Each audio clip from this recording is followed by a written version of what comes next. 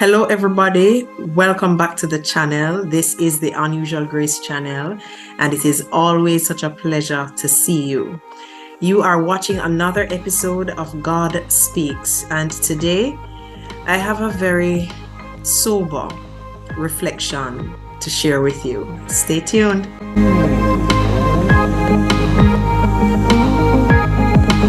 I have been watching and praying with great anguish and sadness over the state of Jamaica in general, the crime and the violence and just the corruption and everything that is affecting our country now. Sometimes it can feel very overwhelming, thinking, and wondering, can this get any better?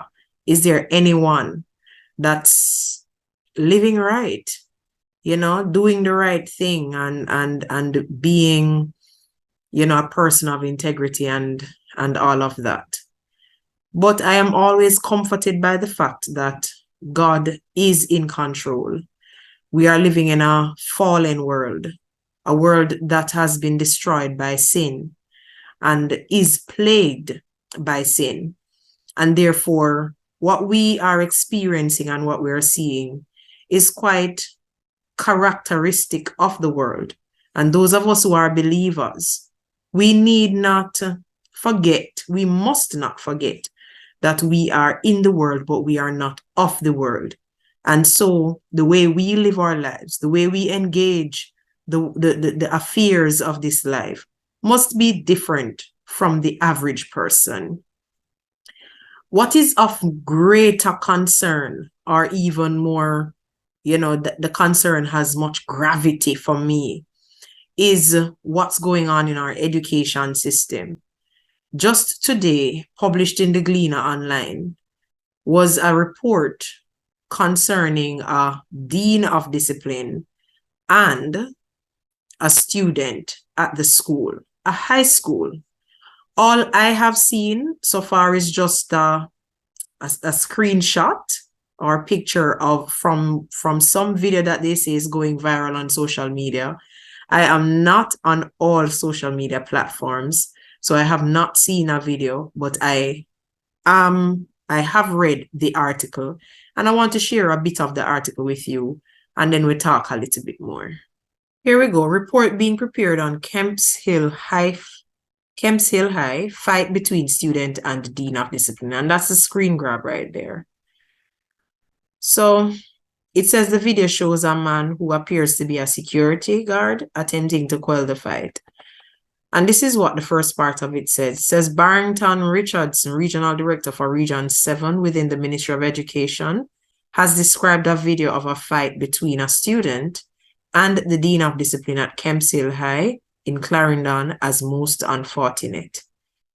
He said efforts are underway to get a detailed report regarding the circumstances of the incident. Then it goes on to say the 30-second video, which has been making the rounds on social media, shows a male student pushing the Dean of Discipline while instructing the Dean not to touch him. The two end up in a tussle and fall to the ground. The video shows a man who appears to be a security guard attempting to quell the fight. And it says the Gleaner understands that the incident happened on Tuesday. And when the Gleaner contacted the school's principal, Karen Charlton Booth, she declined to comment on the incident. Clover Morrison, the school's chairman, also said he had no comment. Wow. He had no comment. So I guess that Clover is a male. I will not read the rest of the report, but I want to express again my disappointment at the rising number of physical altercations, not only between students, but between student and teacher. And I think this one takes the cake. The Dean of Discipline. What is next? The principal is going to now be in a fight with students. Is that the next thing we're going to hear? The principal or the vice principal? I struggled to find what title to give the thumbnail, and initially I said, why not fight it out? And then I crossed out the not. Why fight it out? But I just want to I want us to reason together. And I have a few things that I want to really share for our reflection. And I encourage you to share this video with parents and to share this video as well with teachers, adults, young people, because I will be looking in the word and giving some advice from the word. But what I'm realizing nowadays is that people, nobody wants to be a peacemaker anymore. That's just not consistent with with the pattern of the world, being a peacemaker. And that is just a fact. But who is it going to start with? When you see the kinds of fights that our children are engaging in, they are fights that could be avoided. Look at this.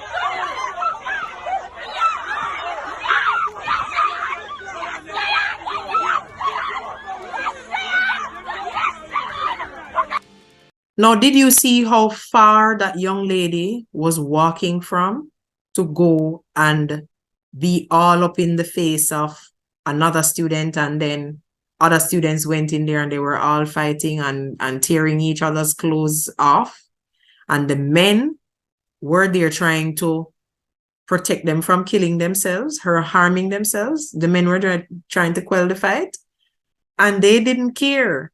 I mean, recently someone showed me a video of a fight breaking out at the bus stop with two students from a particular school. The police got involved. And even when the police was holding on to the girls, they were fighting off the police to continue their fight. What is going on?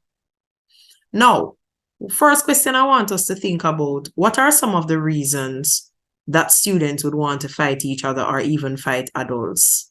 What are some of the reasons that fights could take place? And I'm going to be speaking to some of these adults quite strongly because, like I said, and I don't claim to know all the details, I don't, but I really do believe from what I observe and see and have experienced that many of these physical altercations could have been avoided if someone decided to just take a back seat. What are some of the reasons that students would want to fight or that people would want to get into physical altercations? There's ego, there's pride, there's territory, there's ownership. But in addition to that, the unfortunate thing is that there is a growing irreverence for life, even for one's own life. The respect for life is no longer there. Respect for God is missing. And when we raise children, when we raise a generation, because some families don't send their children to church, but then the influence of the church in many of our schools used to be of such that students, even if they don't go to church, they get some knowledge of God from in the schools. Now, those schools that are owned by churches, they are still doing what they're doing. Do not believe the rhetoric for one moment that all of our schools are like that, because that is not the case. We have some very good schools that don't have fights at all, and they're doing work. But we have an increasing number of schools, new schools, schools that have no affiliation with churches, for example. So no longer can we say that the majority of our schools are owned by churches. because many of our government schools are not associated with any church whatsoever. So that influence of the church and that strong presence of the church in many of our schools, that's missing. But back to the family. When a family decides that they're not going to, they don't care about God, so children are not raised with any knowledge and respect and reverence for God, then anything goes. That's the generation of people that we're raising up. Anything goes. So in addition to the pride and the ego and so on, there's a lack of safety. When children feel unsafe, they retaliate. And that includes, we are to give consideration to the kind of environment at school. If they feel unsafe at school, they will retaliate when they feel threatened. But then there is also the fact that many of them are hurting. They're from broken homes. Their hearts are broken. And some of them, they just don't know any better. But then there are those who do know better, but guess what? They are not going to look soft. Some of them are hurting so much on the inside that there is anger bottling up. And so anybody that they can get to take it out on, they do. Now, what's happening in our education system? That students will go to school and think that, they have to fight. And fight a teacher, a dean of discipline. And we have seen the videos. We have seen the videos of teachers running down students, using curse words, and saying things that should not be said from an adult to a child. I want to say to all adults, children really do still need to be guided. Even the teenagers, it doesn't matter how adult they appear to behave. They need to be guided. Many of them are misguided and hurting. And you know what I find interesting? Because I know for a fact that there are teachers who have never gotten into a fight with students, even when students retaliate. And I think this is for serious consideration. The way an adult conducts him or herself will garner the respect or disrespect of the children to whom they give care, within the professional setting and otherwise. And it doesn't mean that they will always be obedient to you. But even if they decide that they're going to be disrespectful to you, there's a limit that they don't cross because of how you conduct yourself. There are certain words that should never leave the mouth of an adult to a child. It doesn't matter what the child says or does. The adult is the adult. And I still do believe that adults can walk away, engage the system in place to discipline a child within that context. I don't think it has to get physical. And the only time any kind of physicality or use of force must be employed by an adult with a teenager is if the teenager is attacking the adult in a way that puts the adult's life at risk. And force must be used without malice to restrain the child. And when the child is restrained, then the use of force is no longer needed. We have to, something is wrong. We have to get it together. Nobody is prepared to take the blame. And I am sure that there are many people who disagree with what I'm saying right now, because you're going to say, I don't know the circumstances, and I'm not going to let a child do this to me, and all of that, and I'm going to fight, and whatever the case might be. Well, in a professional space, I think that there must be some boundaries that teachers exercise and boundaries that are communicated to students for them to respect, and consequences in place if those boundaries are violated without the physical altercations. Why would a teacher and a student need to be rolling on the ground? So much so that people are trying to quell a fight. That's just something I can't relate to. I just don't get it. For the most of my career in the education system, I have worked with with older students, teenagers, young adults. And I've worked with all levels, including males. And yes, I am not a male, I'm a female, 100%. Right? And the fact is, there have been some challenging times when students would have appeared to, but you have to, the adult in the situation, you must know yourself. Know yourself and know when you are being triggered.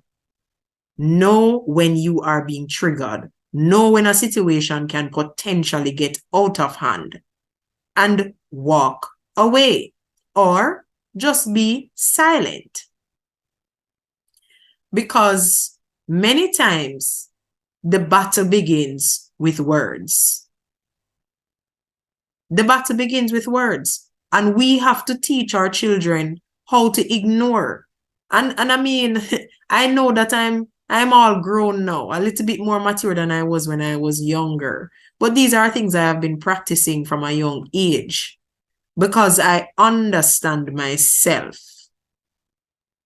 And when we, in the teaching profession and in the education system, there are just some boundaries that we need to maintain. But there are mental health challenges now that we're dealing with, high levels of stress and all of that. Well, teacher, if you are a teacher, I encourage you to find ways to release that stress, to handle that, to manage yourself so that you can, go in on a Monday refreshed and renewed and so on. In other words, don't let the job kill you. And don't kill yourself and don't kill another student. It will not be worth it at all. Now, sometimes conflict arises.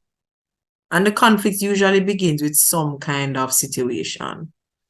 Whether you are a high school student or the teacher or an adult that deals with young people, whatever the case might be, there are some things that you can do.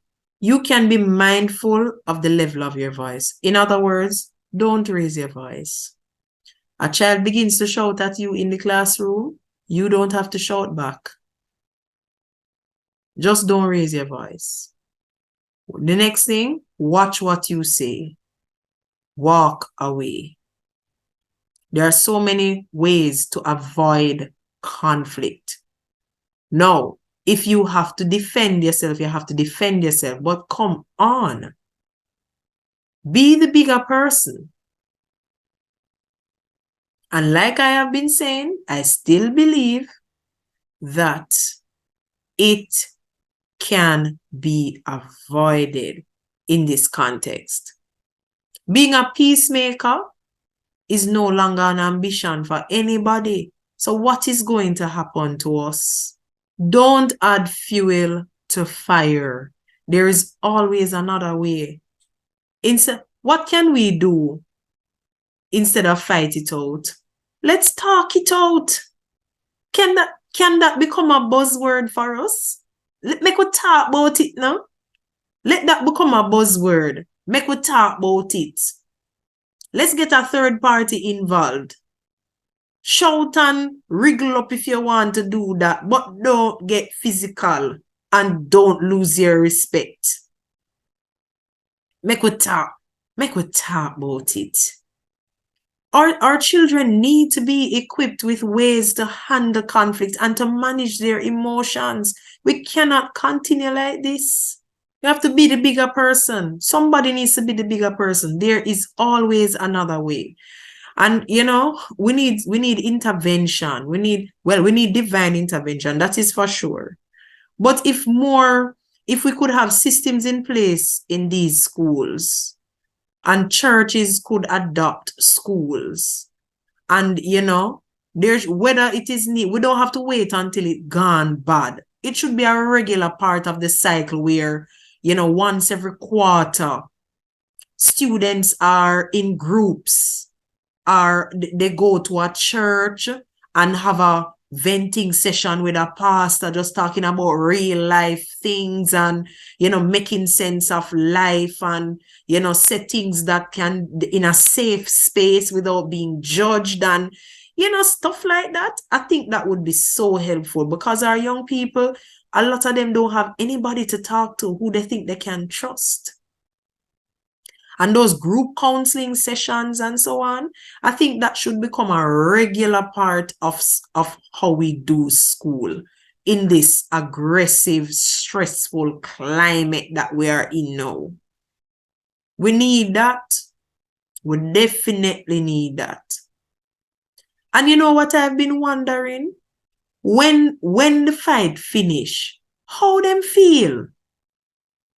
You dean of discipline, you teacher, miss, sir, how do you feel after you have engaged in a physical altercation with a child? Really, how do you feel? Do you feel any remorse, regret? Do you feel like, wow, I lost it and I should not have lost it? What an embarrassment to the profession, to my family, to myself. I mean, how do you feel? Because if you don't feel anyway, or if you feel happy about it, something is wrong with you. You might need to leave the profession.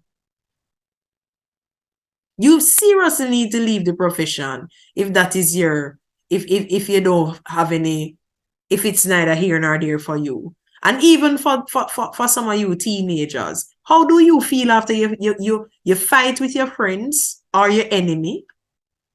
And after you finish fight and you draw blood and everything, what next? When will it end? When will it end? Isn't there another way? A better way? What do you want out of life? And you know what the sad truth is? That the families from which they come sometimes encourage these behaviors. Sometimes, not all the time. But sometimes they encourage the behavior and some of them are under no guidance. There's nobody to tell them whether I encourage you or I discourage you. Right? Recently there was a video of a young man, two boys, I think, who were seen just beating up another student. And it was the parents of the young man who brought him to the police. The parents brought him to the police. Very good. Very good, mommy and daddy. Good job. You realize that you need help and the law, he violated the law, violated another person, another human being, and you see that as the way to get him in. And I'm praying that this will give him a wake-up call to change his ways. Totally out of control. So what are we going to do? What do you think we can do? There are a few things I am praying about because I believe in programs, I believe in systems, and, I believe in pulling on resources. And those are things that I believe God has gifted me with, and I am really praying about a few things that I'd like to do, need to discuss them with my senior pastor, and to see how that goes. But praying on them first. What are some of your ideas? And while you think about that, stay tuned. Let's hear what the Word of God says. Because after all, God speaks. If you have not yet subscribed, please subscribe if you have been blessed and edified by this channel. Just some housekeeping matters I want to take care of right here. You would have recognized that I have been doing another program called Let the Word Speak. Now, Let the Word Speak is not going to replace God Speaks. It's both of them. In Let the Word Speak, I am hoping to do commentaries on anything reported internationally, because God Speaks primarily started out for things happening in and around Jamaica. So international commentary, but primarily a Bible study. So pray me up, because I'm trying to get my groove. I'm not accustomed to doing Bible study in front of a camera without an audience, a live audience, so to speak. I do that at my church, but I'm trying to get the groove of that. So I have done about 2 of them already, and there are a few others that I am working on, and I'm hoping that I'll be able to, give you topics that you will find interesting and edifying and so on. So that's Let the Word Speak. You can't afford to miss those when they come out. So you have to subscribe, hit the notification bell so that you will be informed whenever there is new content. Let's get back to our current conversation. God speaks. Welcome back. Now, parents, you are the ones that I want to speak with for a little bit. Let's hear what the word of the Lord says. In Proverbs chapter 1, verse 8 to 9, even though it doesn't directly speak to parents, it speaks about parents, where it says, "Listen, my son, to your father's instruction, and do not forsake your mother's teaching. They are a garland to grace your head and a chain to adorn your neck." And my question is, when I read that verse, I want to ask you a question, mommy, daddy. What instructions have you been given to your children? Are the instructions and the training that you have been giving to your children, are those a garland to grace that they can wear, that can guide them in their lives? If you have not been doing so, it's not too late. Better to start right away. What instructions and training have you been giving your children? Because you have to teach them how to fear God and to shun evil. And not just in teaching them, it's not just with your words. You have to model that as well. Mommy, daddy, your son, your daughter must be instructed and trained by you. And when life happens, they should remember your instructions and your training. Let's continue looking at what God says in his word. Ephesians chapter 6, verse 1 to 3. First of all, and this is not to the parents, but to the children, the teens, the children. Obey your parents in the Lord, for this is right. Honor your father and mother, which is the first commandment with a promise, so that it may go well with you and that you may enjoy long life on earth. Children, young man, young lady, honor your mother and your father, that it may go well with you on the earth. God will bless you if you honor them. And you don't just honor them when you're in their presence. When you're at school and elsewhere, you are a representation of your family and the home that you come from. Represent. Make them proud. Don't make them ashamed. Honor them. Obey them. Listen to them. Hear them out. Respect them. But honor them. I know that there are some challenging situations. Sometimes the parents don't appear to be honorable. There are some situations like that. And, I want to encourage you, if you're not, attending a church, get into a Bible-believing church and just start attending. I mean, you need Jesus Christ too in your life, but just start attending a church and surround yourself with sound people who will give you sound biblical advice, because the Bible is still relevant today and is good for life. Good for life. But honor them as best as you can. Honor them, and God will bless you for that. Ephesians 6 verse 4 says, "Fathers, do not exasperate your children. Instead, bring them up in the training and instruction of the Lord." Fathers, don't provoke them. Don't embitter them. Don't exasperate them. Train them up. Train them up in the Lord. Train them up in the Lord. Teach them good values. Teach them how to manage themselves, manage their finances, manage their words, manage their lives, teach them. Deuteronomy chapter 6 verse 6 to 7 says, these commandments that I give you today are to be on your hearts. Impress them on your children. Talk about them when you sit at home and when you walk along the road, when you lie down and when you get up.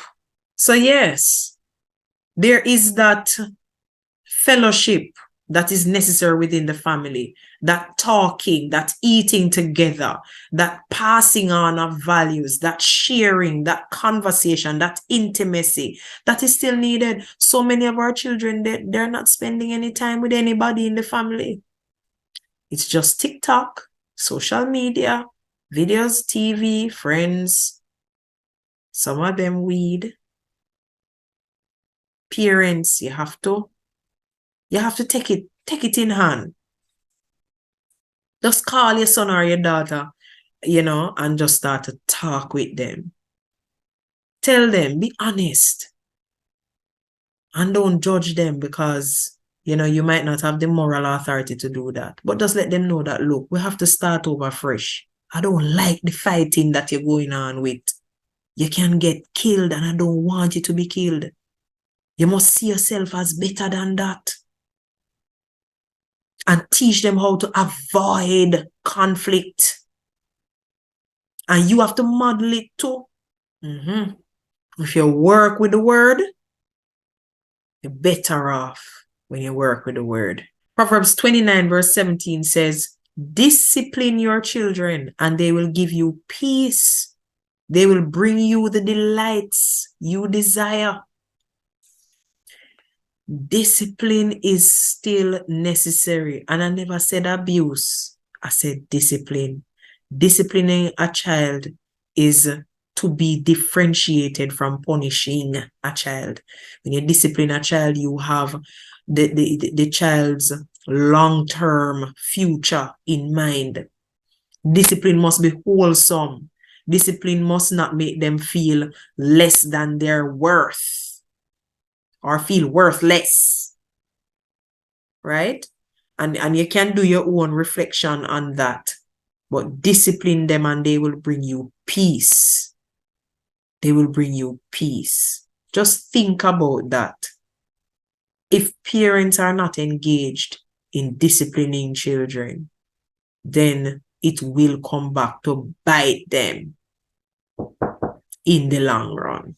Colossians chapter 3 verse 21 says, fathers, do not embitter your children or they will become discouraged. And I think that's probably the verse I had in mind when I was commenting on the Ephesians chapter 6 verse just now. But I think the scriptures kind of give us enough information concerning how, as adults, as parents, we can, go about our children. And we have to pray for them. We have to pray for the grace and the wisdom just to know how to manage them. We are living in a different time and a different era, and many people are hurting, but there is no hurt, there is no brokenness that is beyond the redemptive reach, beyond the power of Almighty God. God is able to heal, to deliver, to set free, to change lives. God can do it. And I believe that if we repent and turn in the name of Jesus Christ, turn back to God, allow him to guide us, to lead us, then we will begin to see some changes in our society. You do not have to fight. You don't have to fight. Make we talk it out.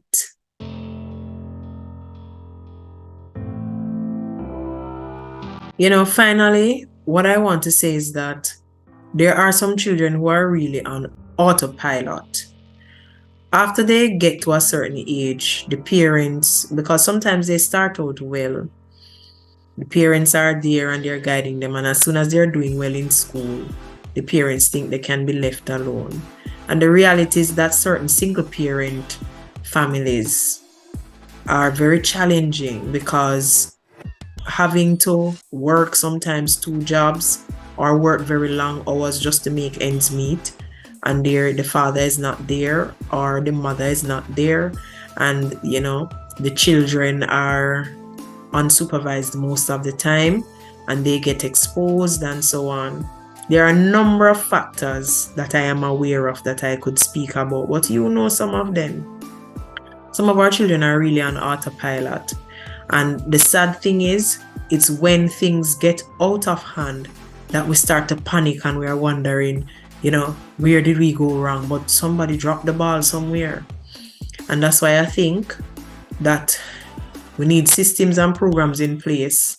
It's just like in a marriage, marriage counselors, the really good ones, the ones who have counseled for many years and have ministries in that era for over 30 years, over 40 years, and so on. They recommend that every now and again, a marriage couple just, check in with a counselor, whether formally or informally, just to do a checkup.